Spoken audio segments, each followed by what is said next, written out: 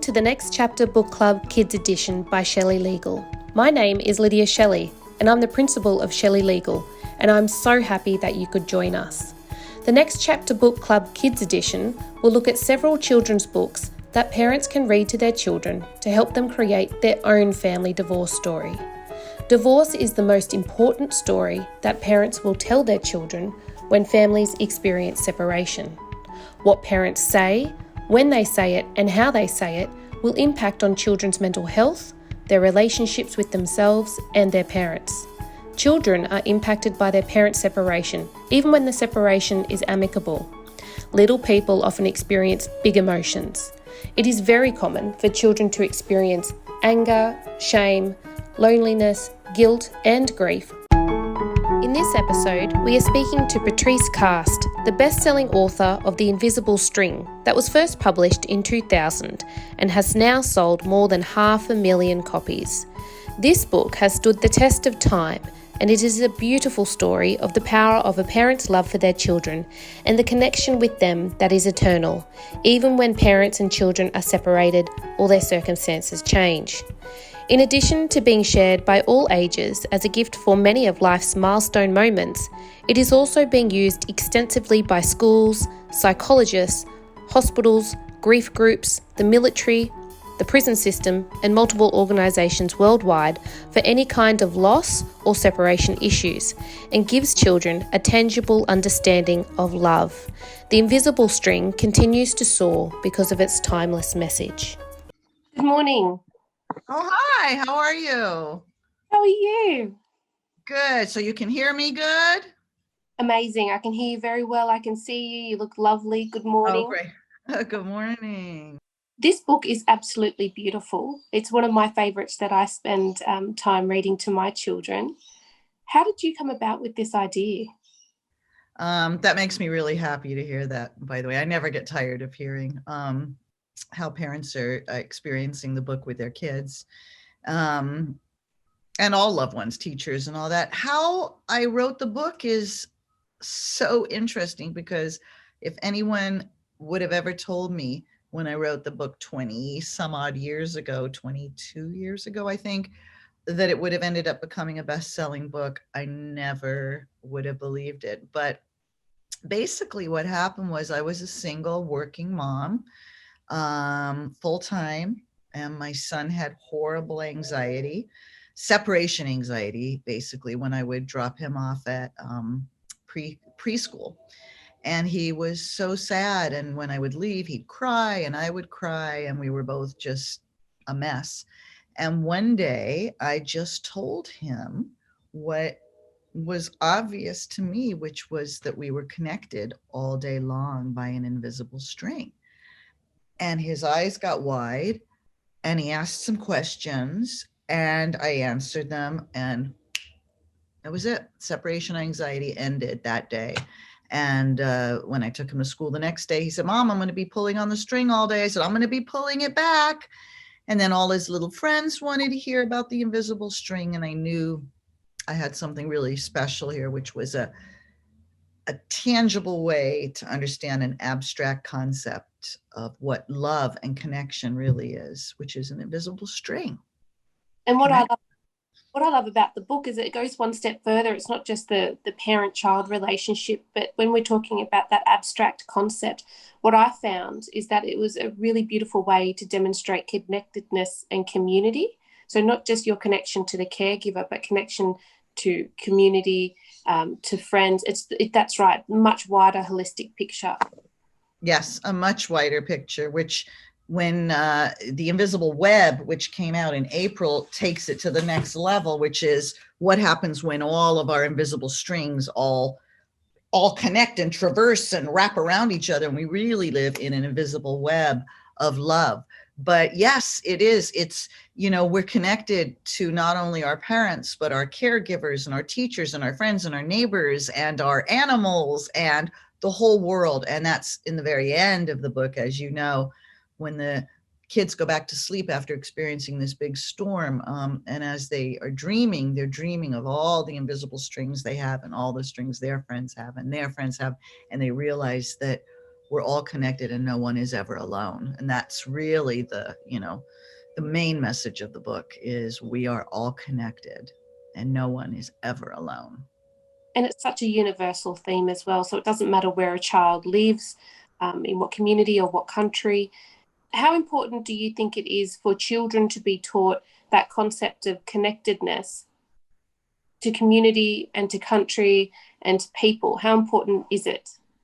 I think that for children to learn about connectedness to not only their immediate family, but to their community and the greater world at large is probably the most important thing that you can teach a child. That they are part of a bigger whole, which is humanity, and they are an integral part of humanity, and it all starts right there with them, and then their string goes all the way around and comes back to them. So yeah, very, very important. And it sounds like that belief has always really been a part of your family culture. Is that right? Well, that's my family culture with my son. Yes. When I was raised, I had wartime, my parents, which are both no longer alive, but both wartime parents, and a lot of drama, a lot of trauma in England, and really not a lot of connectedness, a lot of chaos, quite frankly, a lot of emotional abuse. And it was a very hard childhood.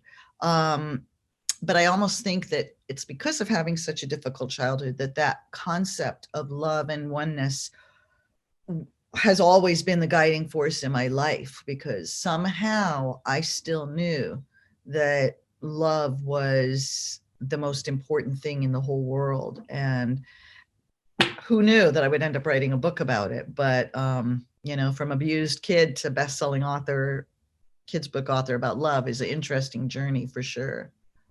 And what I love about it is that you actually gave birth to this idea born out of your own separation and that connectedness with your son. And that's what's just so beautiful about it as well.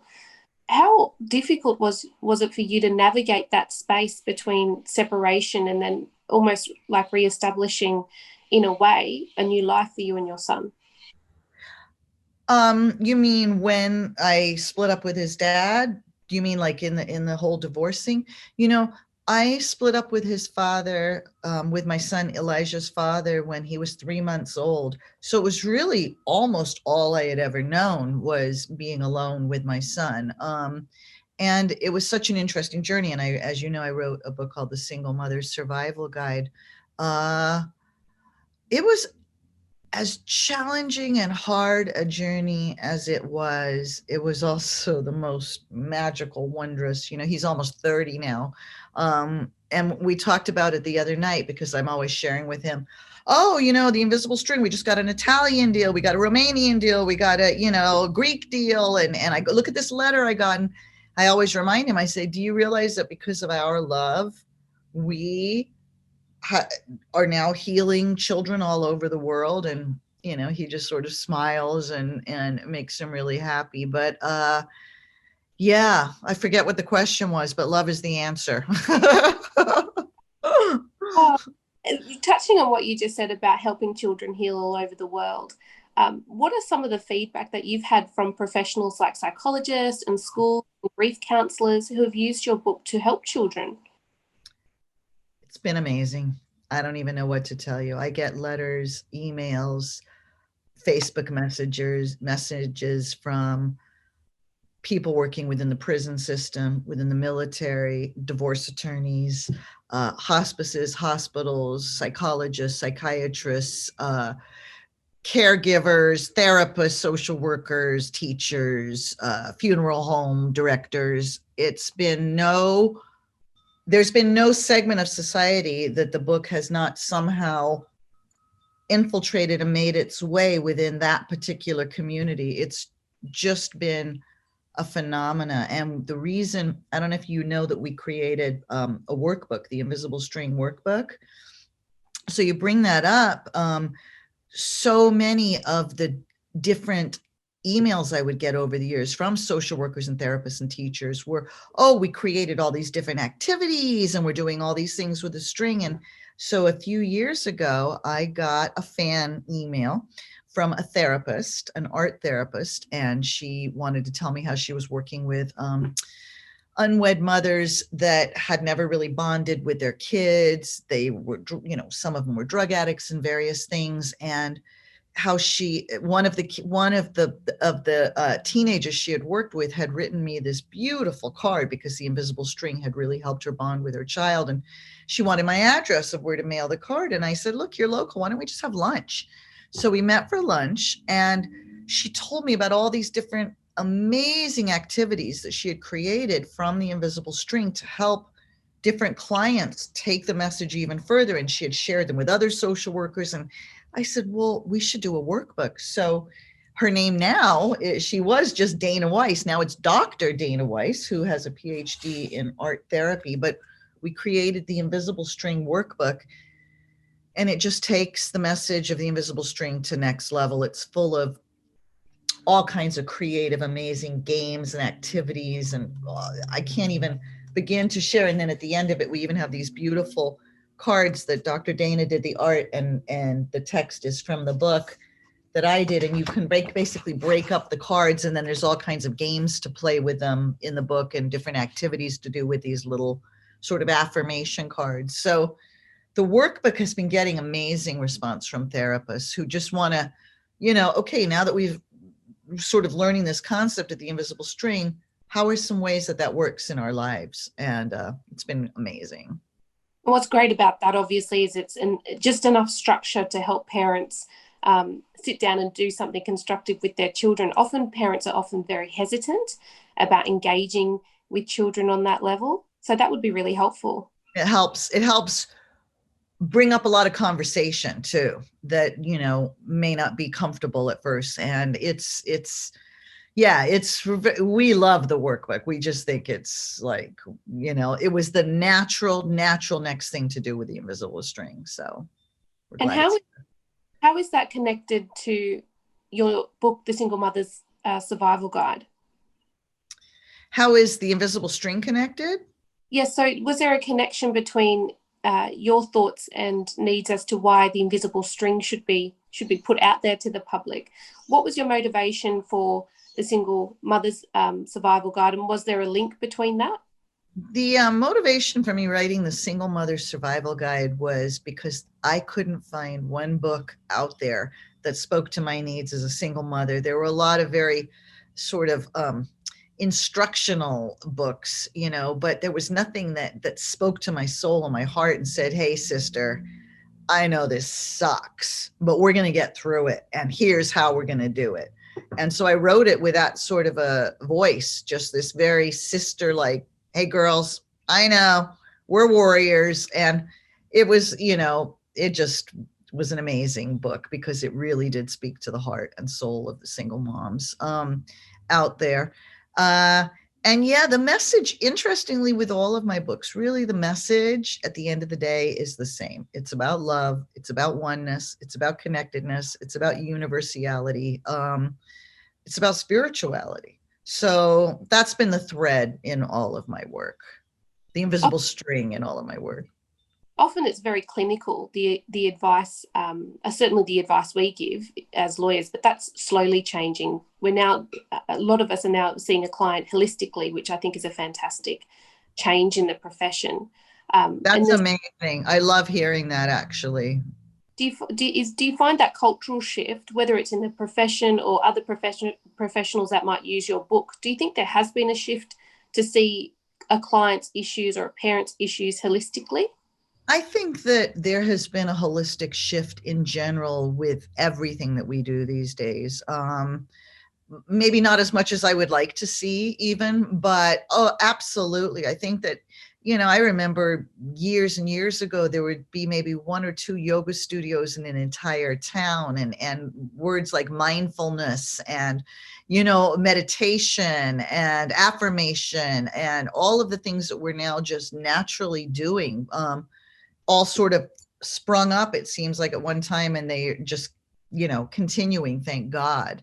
So I would like to see even more of it, because at the end of the day, when you're dealing with your clients, especially in your case, you're a divorce attorney, right? Mm-hmm. So you're dealing with couples that are, the advice that you give is going to change lives for the lives of those children. And I think that if there was any advice, and I know you already know this, but I'm going to just repeat it.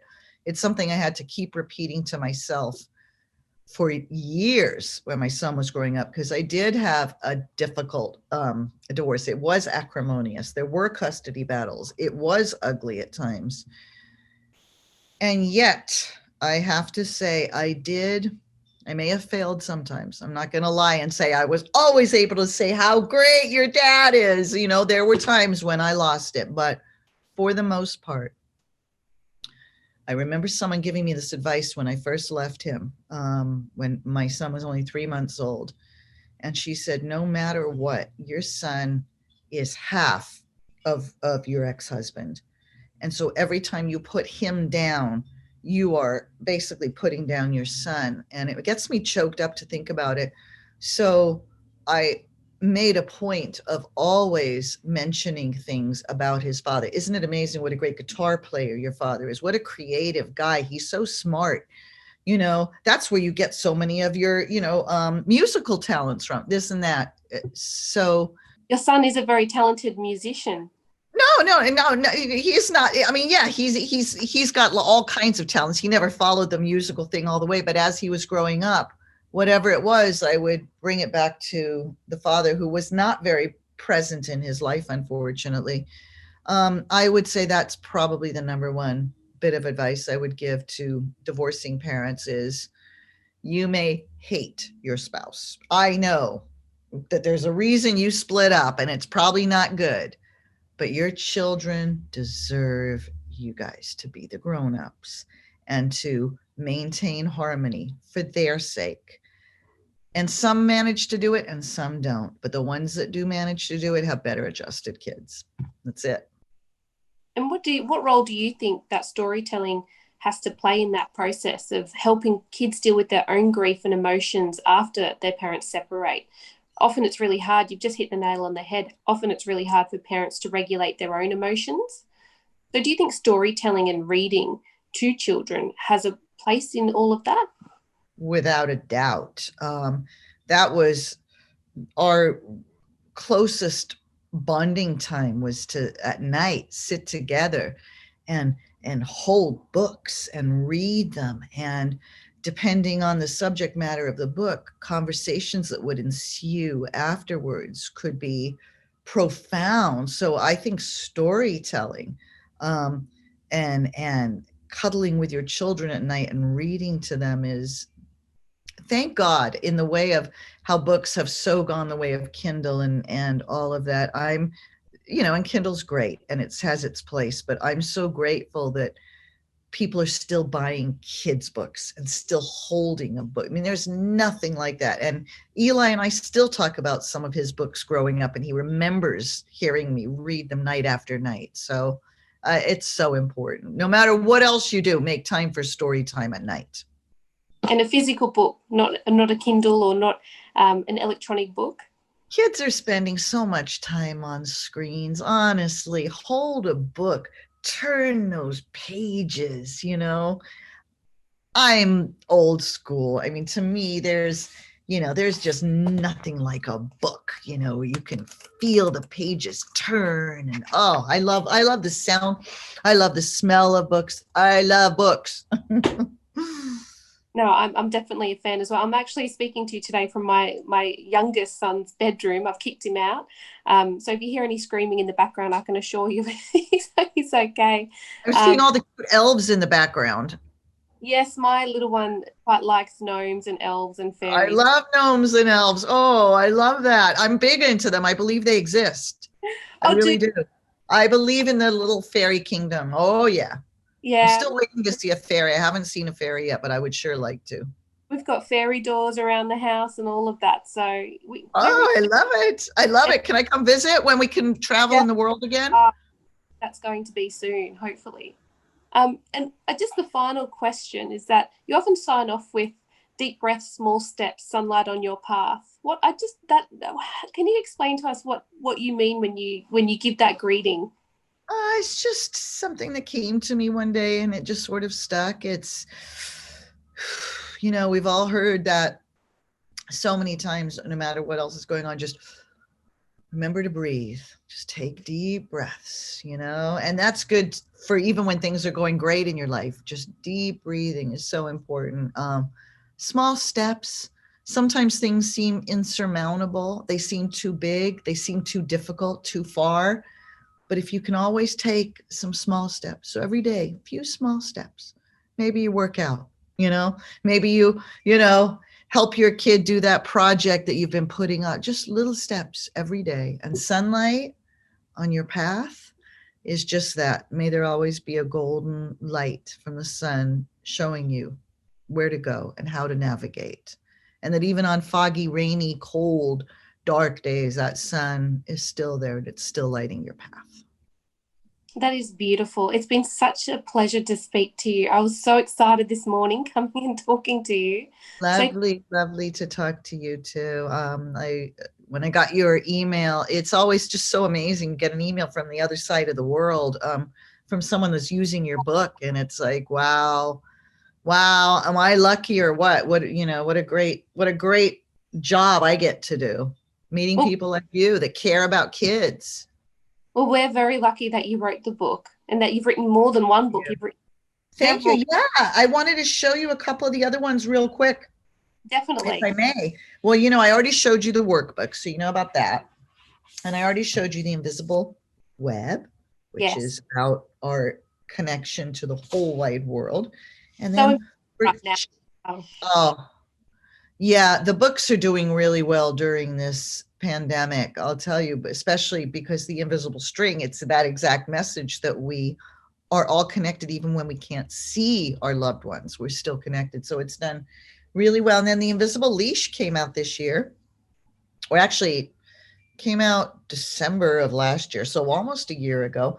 And that's for it's like the invisible string, but for our pets. So when you lose a beloved animal, this is the book to get, because we always have an invisible leash, even to our cats, because it connects our hearts, not our bodies. And then this just came out 3 days ago. This is You Are Never Alone, an invisible string lullaby. And it's a board book for babies. And it is taking the message of the invisible string, but for an even younger audience, so they can start to learn about their invisible string when they're even just babies. So really excited about this one. Used the same illustrator throughout all of yours? Same illustrator did all of the invisible string books, except for my original hardback that was done with another publisher. But yeah, Joanne Luvertoff, who lives in Malaysia, and an amazing artist. And each book is different, and yet there's a cohesiveness to the whole thing. So I love her art. Very whimsical, very fun. Yes, because there seems to be a definite the thread. And this is what I love about the book as well. With the same illustrator, you can see that thread in terms of continuation as well throughout the book series. Exactly. It's been a thrill to work with her, and everyone at Little Brown, my publisher, has been. You have a whole team of people behind you. From the artist to your editor to the publicity people to the marketing people to the it's distribution people. It's a team to create a book, and I couldn't be happier with my team. So shout out to all of you guys. You're amazing. They are amazing. It's been a pleasure to correspond with as well. And the reason to the side here is because I have my miniature schnauzer called Arnold waiting for me as well. So when my little wiener dog is over in her kid waiting for me to take her for a walk. Well, thank you so much once again. It's been an absolute pleasure. And thank you so much. Not Sydney, Lydia in Sydney. That's right. I was like, where did Sydney come from? Okay. Sorry. So great to meet you. Thank you for being a conscious lawyer, that is seeing the bigger picture than just these acrimonious, ugly divorces. Thank you. That's very kind. Thank you very much. And I hope to speak to you soon. Okay, be well. Bye-bye. Bye, everyone. Mwah.